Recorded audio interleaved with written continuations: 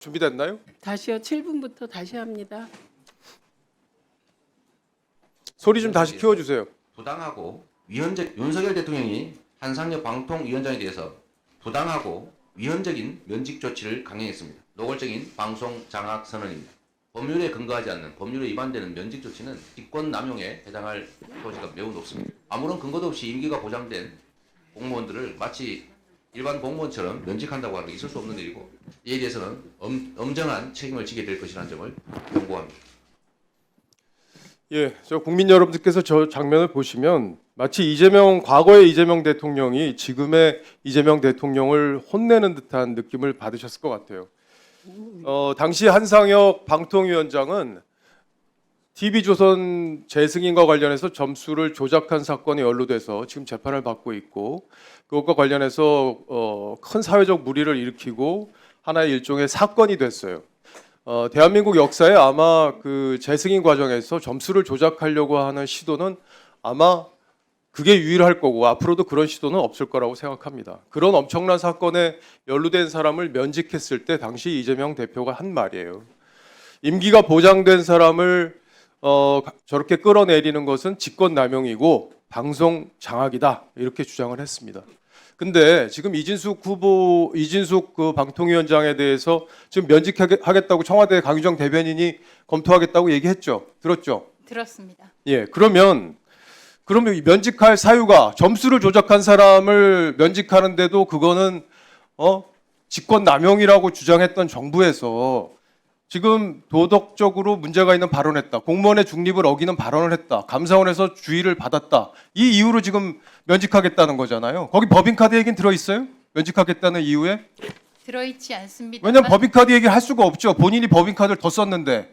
경기도 법인카드 1억 넘게 써서 기소돼 있잖아요. 지금 이재명 대통령. 예, 근데 무슨 법인카드 얘기를 거기서 꺼낼 수가 없을 거예요. 꺼낼 수가 없어요. 국민들이 보고 웃습니다. 그런 얘기하면. 근데 지금 무슨 얘기를 해서 주의 조치를 받았냐면 이렇게 얘기했어요. 민주당이나 좌파 집단은 상상할 수 있는 모든 걸 하는 집단이다. 이렇게 얘기했죠. 맞죠? 제가 그 취임 이틀 만에 탄핵 당했기 때문에 그렇죠. 취임 이틀 만에 탄핵을 했으니까 이런 얘기를 한 거잖아요. 그렇습니다. 취임 이틀 만에 탄핵을 왜 했습니까? 2인 체제 만들어서 2인 체제에서 불법적으로 의결했다고 탄핵한 거잖아요. 2인 체제 누가 만들었어요? 민주당이 만들었잖아요. 국회 추천목 추천했습니까? 안에서 2인 체제를 고의적으로 만들어서 2인 체제 불법성을 주장하면서 방통위를 무력화시켜서 방송통신위원회가 제대로 기능할 수 없게 만든 게 민주당이잖아요. 그런데 그 책임을 갖다 다 떠넘기는 거 아니에요. 이진숙 위원장한테. 그게 말이 돼요? 제가 민주당이 상상할 수 있는 모든 것은 한다. 또 상상할 수 없는 부분도 한다라고 지적했던 것이 바로 취임 이틀 만에 저를 탄핵했기 때문에 그러니까요. 취임 이틀 만에 어떻게 탄핵을 합니까? 그리고 30번 가까이 탄핵한 거 중에 대통령 탄핵 말고 인용된 거 하나라도 있어요? 민주당 거기서 사과한 거 있습니까? 국정을 완전 발목을 잡아놓고 사과 한 번 한 적 있어요? 그게 헌재에서 인용된 게 대통령 탄핵 말고 한 건도 없어요. 그렇게 탄핵 그 권한을 남발을 해놓고 독재적으로 국회를 운영해놓고 그 책임을 지금 다 이진숙 위원장한테 물으려고 하는 거 아닙니까? 저는 일관되게 5인 방송통신위원회 5인 체제를 만들어 달라고 말씀을 드렸고 지금 지방선거 이런 말이 나오는 것은 제 임기를 채우면 제가 지방선거 나갈 수가 없는 상황입니다. 아니 그리고 지방선거 나갈 우상호 정무수석이 그 얘기했던데 우상호 정무수석 그럼 강원지사 안 나간대요? 안 나갈 거예요 강원지사? 나갈 거면 그만둬야죠 그러면. 그 얘기하고 똑같은 얘기 아니에요? 우상호 정무수석 강원지사 나가나 안 나가나 제가 보겠어요. 만약에 나간다면 본인도 지금 정무직 공무원 고위 공무원이기 때문에 물러나야 돼요. 그 말도 안 되는 소리를 하고 앉았어요 무슨. 에? 아니 정무직 공무원들이라는 게 선거로 나갈 수도 있고 다 정치적으로 다 어느 정도 성향을 가질 수밖에 없다는 걸 다 알잖아요.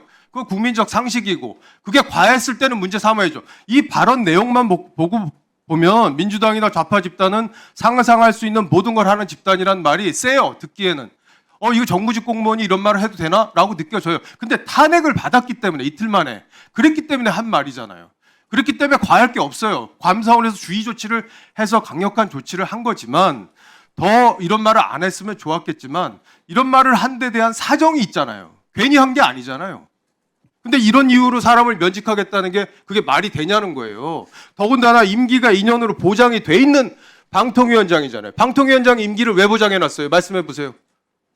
방송의 독립성을 보장하기 위해서 이런 구조를 만들어 놨다고 생각합니다. 당연하죠. 검찰총장 임기도 보장해 놓은 것도 마찬가지예요. 임기를 보장한 것은 정권의 바람에 휘둘리지 말고 소신껏 일을 할 수 있도록 환경을 만들어 준 거잖아요. 근데 이렇게 1년도 남은 사람을 갖다 그냥 쫓아내겠다. 쫓아내려면 그냥 방송 장악하겠다고 얘기하고 쫓아내라고요. 그냥 국민들이 명확하게 알게 아닌 것처럼 포장하지 말라고요.